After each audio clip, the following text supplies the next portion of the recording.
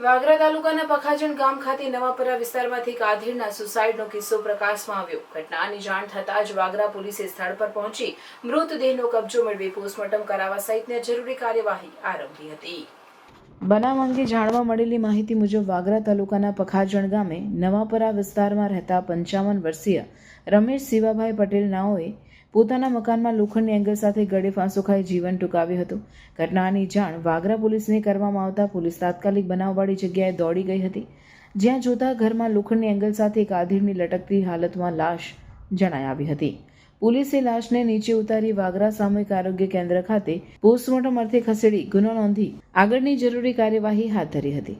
મરણ જનાર ઈસમ પખાજણ ગામે નવાપરા વિસ્તારમાં રહેતા 55 વર્ષીય રમેશ શિવાભાઈ પટેલ હોવાનું જાણવા મળ્યું હતું। આધેડે કયા કારણોસર જીવન ટૂંકાવ્યું હશે તે કારણ જાણી શકાયું નથી। જો કે વાગરા પોલીસ બનાવ અંગે વધુ તપાસ કરી રહી છે।